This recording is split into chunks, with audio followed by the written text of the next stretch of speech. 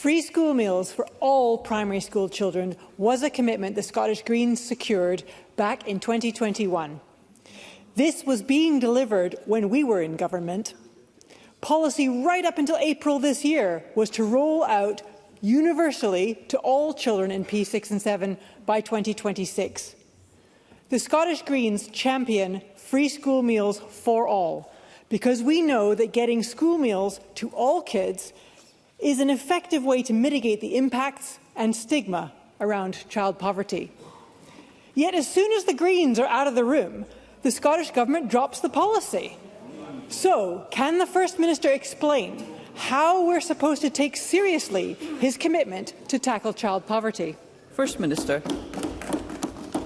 The Government is facing acute financial challenges because of the persistence of the austerity agenda, because of the cumulative effect of inflation, which has eroded our budgets to a value of about 1/5 in the course of the last 3 years, and because we're having to find about £800 million in this financial year to meet public sector pay claims.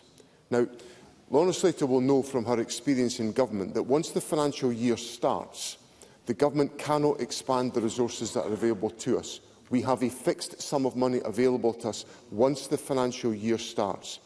All we can do is either receive consequential funding from the UK Government, which might expand that, or we can reallocate resources within the budget. And what the Government has reluctantly undertaken to do is to take some decisions which will ensure free school meals are available to young people whose families are in receipt of the Scottish Child Payment, which focuses our work on tackling poverty. It absolutely focuses our work on tackling poverty at a time when we are facing acute financial pressure. And that's the difficult decision the Government has had to do. And what Lorna Slater will appreciate from her period in government is the Government regularly has to face up to difficult financial choices, particularly when we have a persistence of the austerity climate that we thought we'd seen the back of with the Conservatives. Lorna Slater.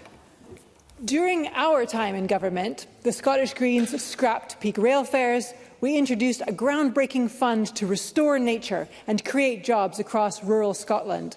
We introduced legislation for a robust system of rent controls. We were on track to ban conversion practices and roll out free bus travel to asylum seekers.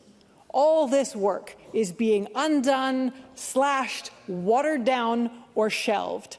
And now the betrayal of free school meals. The message of this week's programme for government is if you want progressive Green policies, you need to vote to have Greens in the room. What does the First Minister have to say to voters who backed these policies and now feel let down? First Minister. Can I just make clear to Lorna Slater's question gives me the opportunity to make clear that the Government is progressing with the legislation to ban conversion therapy in Scotland, but we think it's a pragmatic step to take to work with the United Kingdom Government to determine if there is a UK-wide approach to this which would enable us to avoid some of the difficulties that we found ourselves in relation to the gender recognition legislation. And that is no walking away from the commitment to end conversion therapy. That is a pragmatic step to try to avoid some of the legislative difficulties this Parliament found itself on conversion therapy. So I hope that provides some degree of reassurance.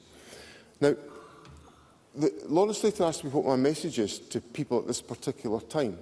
Well, we can look at that a number of ways. The Government has put in place and agreed and supported pay deals that will be lifting families out of poverty because of the pay deals that we have agreed. There will be household incomes that will be increasing substantially. Poverty will be eroded because of the above-inflation pay increases this Government is prepared to sanction. Now, I cannot spend the same money twice. I understand the anguish that people feel about these choices, but I cannot spend the same money twice. And the Government believes that avoiding industrial action in our public services so that we can address the issues that Mr Sarwar fairly puts to me about the performance of the health service is important by ensuring that we deliver pay deals that are commensurate. But I cannot at the same time as deliver pay deals in a fixed budget, also afford some of the policy commitments that I would dearly love to be introducing, but I cannot because we are still bound by the shackles of austerity.